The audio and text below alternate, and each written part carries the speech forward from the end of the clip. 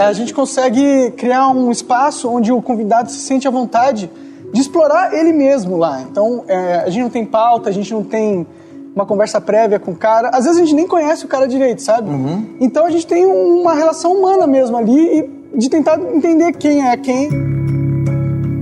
Esse é um trecho do Flow Podcast, um dos programas mais ouvidos e vistos atualmente no Brasil. O episódio da noite de segunda-feira teve a participação dos deputados federais Tabata Amaral, do PSB, e Kim Kataguiri, do DEM. Mas viralizou por conta da fala de um dos apresentadores, Bruno Ayub, o Monark. Eu sou mais louco que todos vocês. Sim. Eu acho que o nazista tinha que ter o partido nazista. Eu acho que não. Reconhecido pela lei. Se o cara quiser ser um anti-judeu, eu acho que ele tinha direito de ser.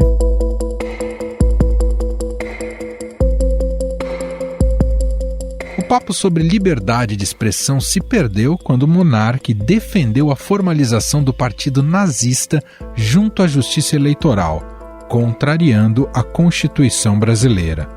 A deputada Tabata Amaral rebateu as afirmações do apresentador, classificando-as como esdrúxulas e citando o Holocausto na Alemanha nazista, período marcado pelo extermínio de mais de 6 milhões de judeus. Não. Lembra, liberdade de expressão termina onde a sua expressão coloca a vida do outro em risco. As pessoas não têm direito de ser idiotas. O nazismo é contra a população judaica. Isso coloca uma população inteira em risco. De que forma? Quando é uma minoria, não põe. Vamos falar de holocausto? De que forma? Mas era quando era uma maioria.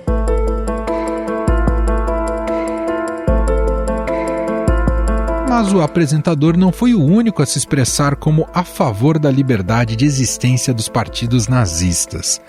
O deputado Kim Kataguiri endossou a fala de Monark, indicando que a criminalização do nazismo na Alemanha foi um erro. Eu defendo, e acredito que o Monark também defenda, é que, por mais absurdo, idiota, antidemocrático, bizarro, tosco que o sujeito defenda, isso não deve ser crime. Por quê? Porque a melhor maneira de você reprimir uma ideia antidemocrática, tosca, bizarra, discriminatória, é você dando luz àquela ideia, para que aquela ideia seja rechaçada socialmente, e então socialmente rejeitar o pesado. Você acha que é errado a Alemanha ter criminalizado o nazismo? Acho.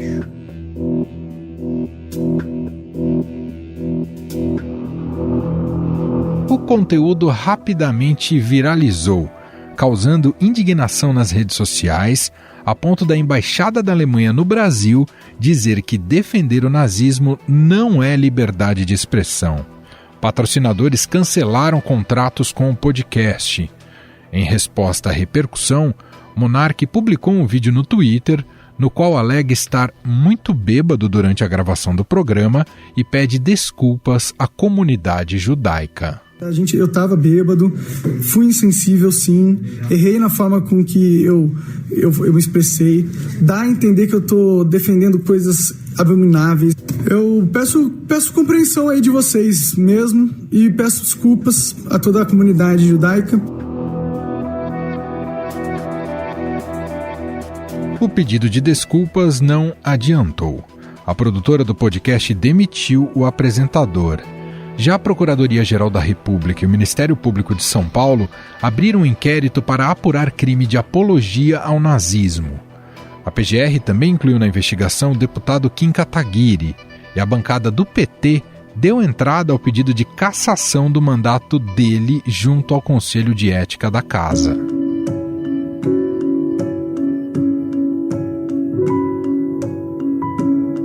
O Flow Podcast tem formato mesa redonda, onde apresentadores e convidados conversam com o microfone aberto. Os episódios geralmente têm horas de duração e são transmitidos online. Recentemente, o programa ganhou destaque no cenário político ao trazer pré-candidatos às eleições de 2022, como Sérgio Moro, do Podemos, e Ciro Gomes, do PDT. Porém, essa não é a primeira vez que o apresentador tem falas polêmicas e até criminosas. Em uma entrevista com o humorista Antônio Tabet, Monark comparou a homofobia com gostar de refrigerante. Qual é a diferença da liberdade de expressão? Por exemplo, um cara que fala assim, eu acho que gay tem que apanhar na Avenida Paulista. E o cara que fala que, porra, eu amo refrigerante. Nossa, com açúcar, então, amo pra caralho. Eu quero beber refrigerante, acho que todo mundo devia beber refrigerante. É crime beber refrigerante? Já em um tweet, no fim do ano passado, o Monark questionou, abre aspas, ter uma opinião racista é crime? Fecha aspas. E na ocasião, foi alvo de diversas críticas e o Flow Podcast perdeu 2 patrocínios. E mesmo com todo o escândalo gerado pelas declarações recentes do Monark, nesta quarta-feira foi a vez do escritor e comentarista Adrilles Jorge ser demitido da Jovem Pan depois de fazer um gesto que foi associado ao nazismo.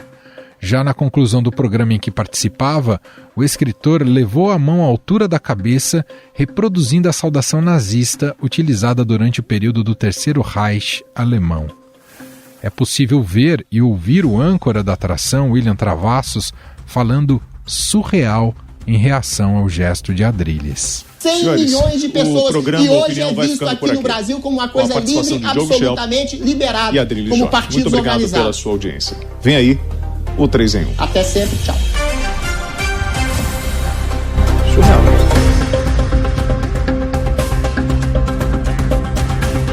O que vimos no comportamento de Adrilles e do Monark está longe de ser algo isolado. Os casos de antissemitismo estão se multiplicando no Brasil. De janeiro de 2019 a novembro de 2020, foram abertos 159 inquéritos por apologia ao nazismo pela Polícia Federal. Esse número é o maior do que o total de investigações iniciadas nos 15 anos anteriores, conforme o levantamento da agência Fiquem Sabendo, via Lei de Acesso à Informação. A questão de fundo que ensejou toda a polêmica ali no Flow Podcast está centrada no debate sobre liberdade de expressão. Afinal, constitucionalmente, até onde vai esse direito? Quando ele passa a ser um crime? Para nos responder essas e outras perguntas, recebemos aqui a especialista em direito público, Vera Chemin. Tudo bem, Vera? Seja muito bem-vinda. Obrigada por ter aceito aqui ao nosso convite. Tudo bem, Emanuel? E você, como está? Tenho um prazer imenso em colaborar, em poder te ajudar aí para a gente discutir esse tema. Exato. Ô Vera, no centro dessa polêmica que culminou na saída deste apresentador, né, do Monark, de um podcast de grande repercussão no Brasil, no centro disso está a compreensão sobre a liberdade de expressão ou liberdade de opinião. Conceitualmente, Vera, como devemos entendê-la sob o prisma dessa argumentação usada por esse apresentador de que supostamente seria legítimo criar um partido nazista? De uma forma geral, a liberdade de expressão, e que a gente fala também a liberdade de informação, que ela tem um duplo caráter, ela é entendida como um direito subjetivo, ou seja, um direito da pessoa fundamental, porque ele está previsto no artigo 5º da Constituição Federal de 1988. Então, ele é assegurado a todo cidadão no sentido de poder se manifestar livremente, ou seja, por meio da palavra, da escrita, imagem ou qualquer outro meio de difusão. Tudo isso vai corresponder, então, ao direito à liberdade de expressão propriamente dita. E bem como no direito de comunicar ou receber informação verdadeira sem qualquer impedimento e nem discriminação. Isso corresponde, então, ao direito à liberdade de informação. Diante desse rápido conceito, só para a gente poder entrar aí no contexto até onde, né, vai essa liberdade de expressão, então, na Constituição, nós temos vários incisos ali que estão no artigo 5º da Constituição e que correspondem aos direitos fundamentais individuais e coletivos. O que eu quero dizer com isso? Que todos nós, individualmente, temos o direito à liberdade de expressão, ou seja, nós podemos exercer a nossa atividade do ponto de vista intelectual, artístico, e, obviamente, o direito de nós nos comunicarmos com relação à atividade de comunicação propriamente dita.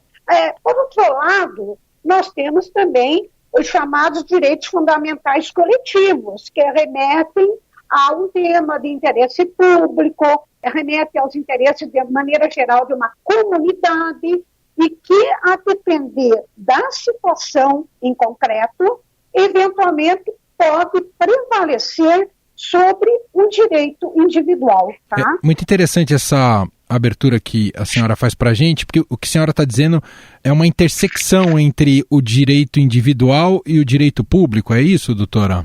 Não propriamente o individual e o público, mas se você considerar que o público vai remeter à coletividade, à comunidade, sim, nós podemos sim considerar dessa forma. E agora sobre o caso concreto, o que a senhora nos diria? Pois é um caso, bastante delicado, ocorreu aí num contexto, lamentavelmente, voltado à comunicação mesmo, propriamente dita. Então, eu acho que a gente pode, já desde já, tentar analisar aí esse imbróglio aí que se criou. A provável defesa de formalização de registro de um partido nazista é bastante problemática, complexa, uma vez que, conforme eu acabei de colocar, nós temos uma liberdade constitucional, nesse caso aí, já vou direto ao caso, de comunicação. Mas essa comunicação, ela tem que atender a determinados limites que estão igualmente na Constituição e na lei. Então, o que eu quero dizer é que o próprio texto constitucional prevê a plena liberdade de expressão e, no decorrer da própria Constituição, nós temos ali os limites impostos para o nosso direito individual de liberdade de expressão e, obviamente, também para o direito coletivo de liberdade de expressão. Então, se nós partimos para esse caso atual, o apresentador tenha defendido a formalização de um partido nazista, nós inicialmente poderíamos dizer, não, ele está exercendo a liberdade de expressão. Só que o partido nazista remete à história, remete a uma ideologia extremamente violenta, de hostilidade em face dos judeus, e justamente por isso, você defender a formalização do partido nazista seria você concordar com o risco potencial e efetivo à integridade física dos judeus, do povo judeu. Quer dizer, nós teríamos um risco à integridade não só física, como moral e psicológica de todos os judeus que residem no Brasil. Então, isso afrontaria já de cara os valores previstos nos artigos 1º, 3º, 4º e 5º da Constituição Federal. Nós temos que preservar, garantir a dignidade da pessoa humana, nós temos que promover o bem de todos, sem preconceito de origem, raça, sexo, cor, idade ou qualquer outra forma de discriminação. Nós temos que fazer prevalecer os direitos humanos. Então, tudo isso, sem contar com todos os direitos que estão aqui no artigo 5º da Constituição, nos fazem deduzir que qualquer afirmativa no sentido de tentar criar, de tentar formalizar um partido nazista, iria se deparar com aquilo que eu falei agora há pouco. Quais seriam os limites? Os limites previstos na Constituição e também, especificamente, limites de natureza legal. Nós temos aí uma lei federal que considera crime qualquer defesa, divulgação ou prática de atos ou de gestos ou de palavras que possam remeter ao partido nazista. Doutora, há muita gente da direita tentando, e eu diria da extrema direita, tentando suavizar a declaração desse apresentador, do Monark, afirmando que os comunistas também deveriam ser enquadrados, que tem partidos inclusive em funcionamento. Como a senhora avalia esse tipo de argumento? Realmente esse argumento é um pouco, eu diria que é bastante delicado também.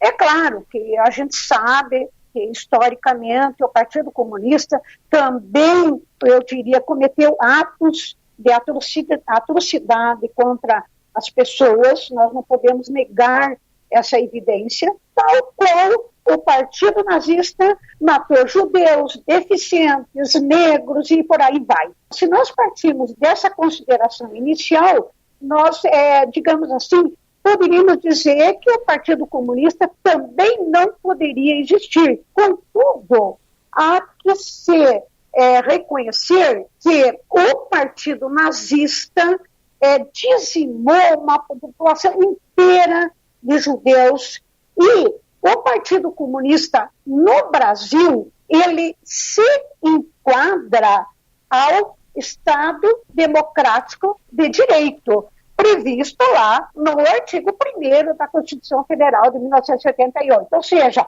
o estatuto formal do Partido Comunista prevê o enquadramento desse partido aos princípios de um regime democrático, ou seja, aos princípios de um Estado democrático de direito. O que a gente não poderia, de repente, garantir na provada, suposta criação de um partido nazista, que por si só ele já remete a atos de incitação à violência, à discriminação preconceituosa contra um determinado povo, ou seja, principalmente o povo judeu. Mas, mais do que nunca, não se trata do que a gente vai argumentar ou não, né? Uhum. Se nós formos lá na lei número 7.716, é uma lei federal, se a gente for lá no, como é que eu posso dizer, no parágrafo 1º do artigo 20 dessa lei, o que nós vamos ter lá?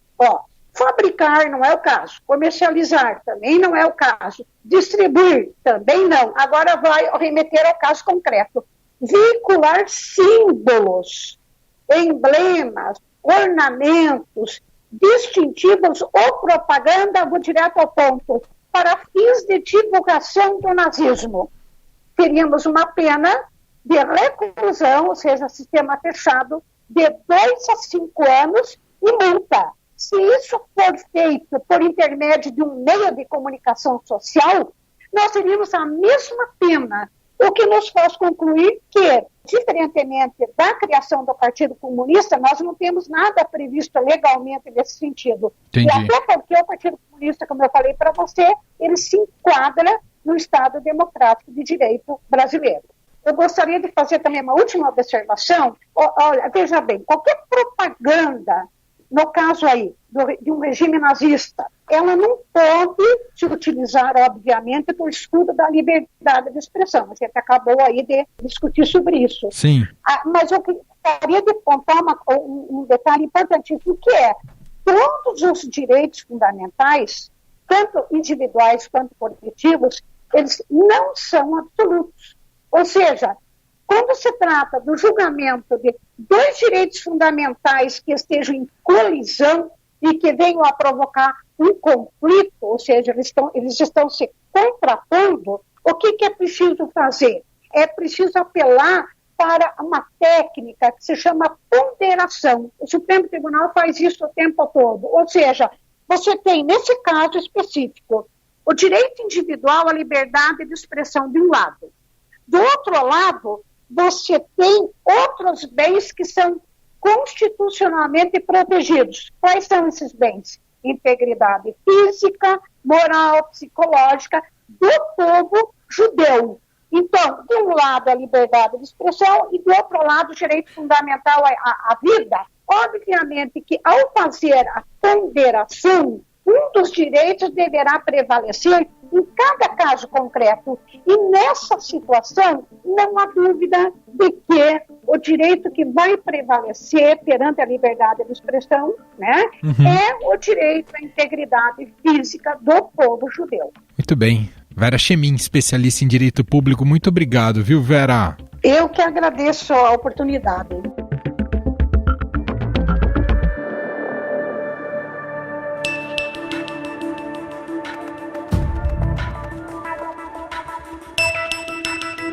As declarações de Monark no Flow geraram uma forte reação da sociedade.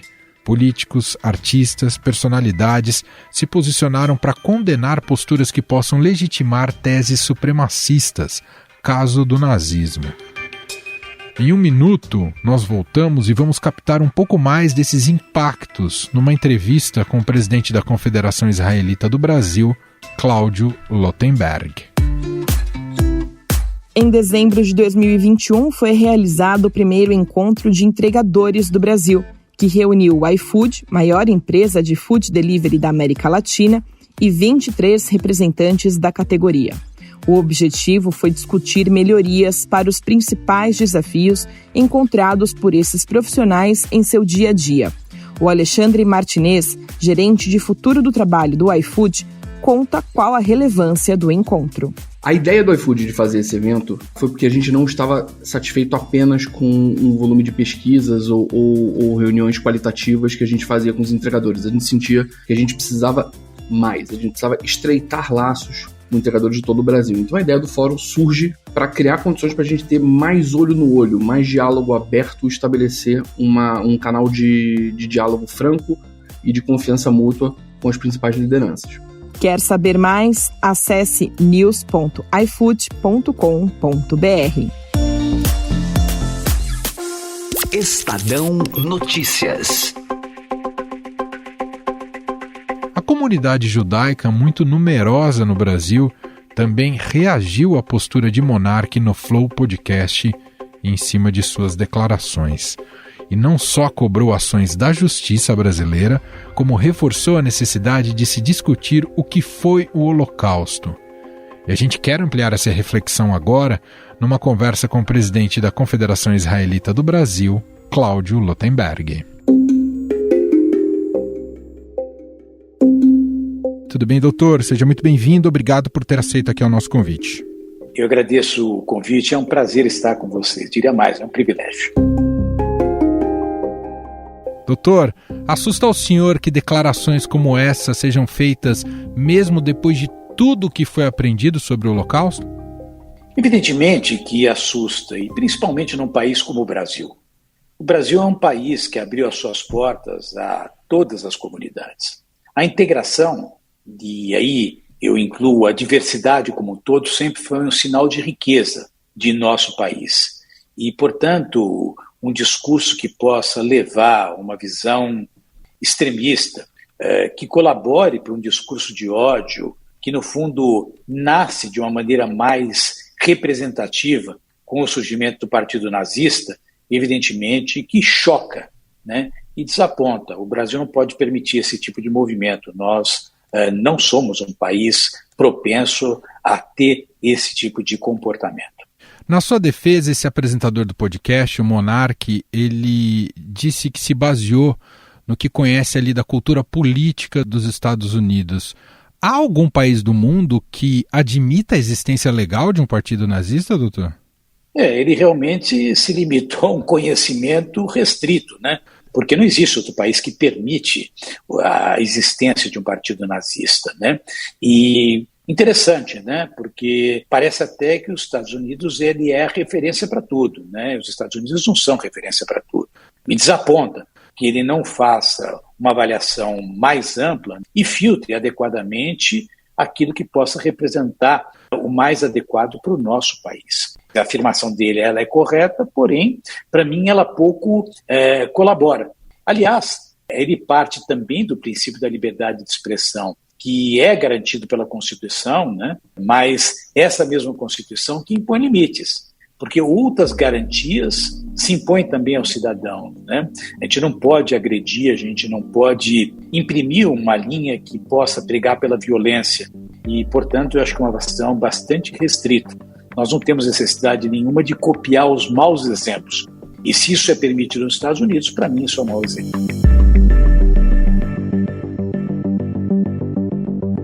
O senhor teme que um episódio como esse suscite uma onda antissemita e encoraje os mais radicais? Há muitos grupos neonazistas no Brasil, doutor? O Sefarnet, que faz esse tipo de levantamento, mostrou durante os últimos anos um crescimento muito grande dos núcleos neonazistas, né? Fala-se que hoje nós temos aí pelo menos 500 grupos neonazistas, mais de 10 mil pessoas que estão envolvidas diretamente e outras que não se manifestam. A gente sabe que a internet, né, as redes sociais, é um cenário propenso para os haters. Todo mundo é muito corajoso na internet. No contato diário, na relação presencial, a coisa muda um pouco de figura. Evidentemente que isso tem uma repercussão negativa, acaba encorajando aqueles que eventualmente estão aí dormentes, né, para que eles possam tomar aí posições mais agressivas e mais aguerridas, né? Tanto isso preocupa que nós tomamos algumas medidas para poder justamente, né, evitar esse tipo de comportamento, repudiando, marcando presença e avaliando até se judicialmente algo não deve ser feito. E, aliás, já está sendo feito, inclusive pela Procuradoria-Geral da República. Agora, há um clima de apreensão no sentido até da questão de segurança dos judeus, doutor? Eu acho que esse clima de apreensão em relação ao cenário de grupos extremistas que possam se materializar com manifestações de violência não são coisas que se restringem ao momento atual. Essa preocupação ela acontece desde há muito tempo, né? Lógico que numa situação, num episódio como esse, isso ganha aí uma agudização. Nós estamos atentos a tudo isso, né? E realmente eu acho que preocupa. Um episódio como esse, além dessa repercussão que a gente comentou aqui, do lado judicial, né, que vai abrir uma investigação relacionada a isso, há também os patrocinadores, né, um aspecto comercial que deixaram de patrocinar esse podcast, mas há também aqui uma saída que possa ser positiva, doutor, no sentido, digamos, didático-pedagógico e da importância da memória e de voltar a reforçar o que foi o Holocausto. O senhor entende até como, num certo sentido, como uma oportunidade importante a comunicar para mais gente da sociedade e falar sobre isso? Nunca há essa menor dúvida, né? E a reação da sociedade foi imediata, né? Não foi a comunidade judaica que fez essa pressão toda. Eu acho que as pessoas com bom senso, mesmo aquelas que são de extrema direita, enxergaram isso estarrecidos. Porque o problema não está no conservadorismo, ou na extrema-direita, ou na extrema-esquerda, o problema está na mensagem que está por detrás disso. Então, a sociedade reagiu fortemente, a sociedade não está tão disposta a tolerar movimentos extremistas que preguem com ódio, que preguem por extremismos. Então, eu entendo que há um lado positivo, que sinaliza que movimentos assim serão coibidos, né, pela sociedade, independentemente da mecânica legal. Agora, oportunidade de ensinar. O Holocausto, ele praticamente ainda bate a porta, né? Nós temos isso há praticamente 80 anos atrás.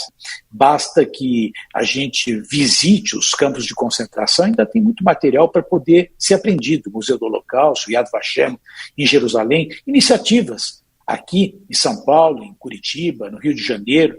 Quer dizer, são elementos que resgatam um passado relativamente recente dentro de um cenário onde até formadores de opinião, blogueiros, quer dizer, esse podcast é um dos mais assistidos, se não for o mais assistido, né? Imagine a responsabilidade de quem leva mensagens em cima disso. Despreparado em termos de conhecimento. Eu acho que tem aqui uma oportunidade grande para a gente poder resgatar as questões relacionadas ao Holocausto, sim. Muito bem, esse é o presidente da Confederação Israelita do Brasil, Cláudio Lotenberg, manifestando um pouco para a gente desse impacto após essa polêmica envolvendo o monarca e sua declaração ali numa entrevista no Flow Podcast. Doutor, te agradeço pela entrevista e até uma próxima oportunidade. Eu que agradeço e vamos fazer disso uma oportunidade para sairmos melhor. A sociedade não pode tolerar a intolerância. Estamos juntos. Muito obrigado pelo seu convite.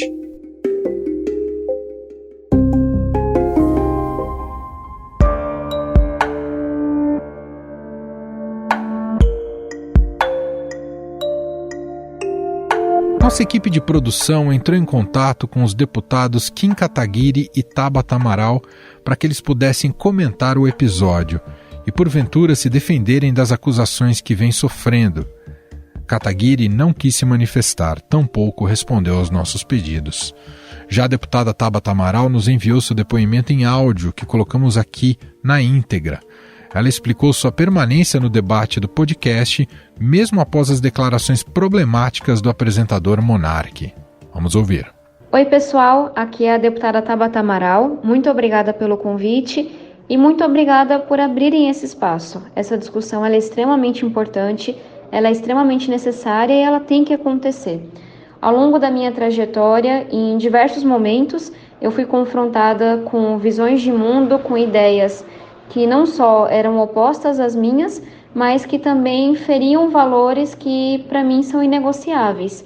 E em diversos momentos, desde quando eu opto por responder a um comentário nas redes sociais, que muitas pessoas não responderiam, até quando eu decido permanecer em um debate, o que me move é pensar que naquelas situações eu sou a única ou uma das poucas pessoas que está num lugar de conseguir contra-argumentar, de conseguir expor uma visão diferente e mostrar como algumas ideias são realmente perigosas. E foi nesse sentido que eu entendi a minha participação naquele debate. Para mim, isso é algo inegociável.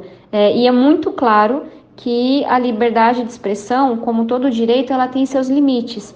E que o limite da liberdade de expressão, ele é atingido quando qualquer população, qualquer grupo, qualquer indivíduo tem a sua integridade, tem a sua existência, tem a sua dignidade colocada em risco, ameaçada. Apologia ao nazismo, homofobia, racismo são crimes no Brasil, que devem sempre ser denunciados, mas cabe também à sociedade, por meio da pressão que pode fazer, se posicionar cada vez que essas populações são colocadas sob ameaça. Mais uma vez, muito obrigada por essa oportunidade e eu espero que a gente saia dessas discussões, desse episódio, muito melhores enquanto sociedade.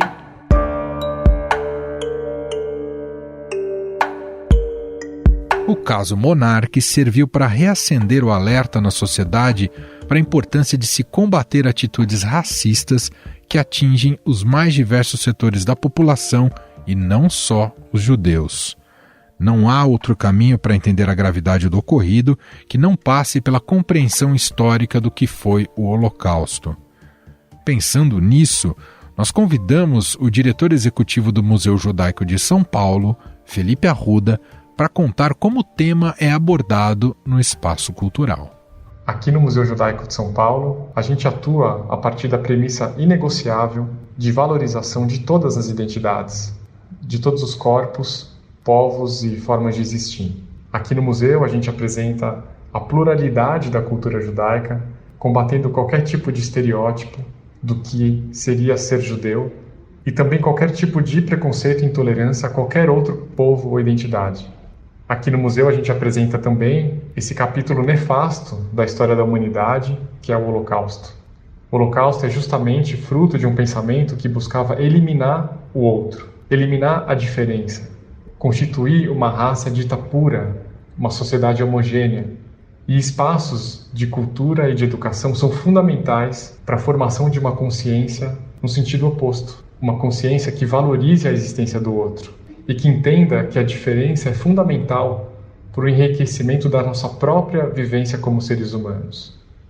Aqui no Museu Judaico a gente apresenta o Holocausto através de documentos históricos, depoimentos de sobreviventes, de objetos doados por sobreviventes de campos de concentração e apresenta as causas e os desdobramentos desse acontecimento que deve ser lembrado para que nunca mais aconteça, seja com o povo judeu ou com qualquer outro povo. Aqui no museu a gente investe num programa educativo bastante intenso que busca educar as novas gerações a respeito dessas questões. Ninguém nasce odiando o outro, isso se aprende, assim como tolerância e a valorização da diversidade também podem ser aprendidas. O museu aposta muito no acesso à informação, na educação e no debate, como caminhos de construção de uma sociedade mais justa, mais plural e que, de novo, valorize a existência do outro e não o contrário.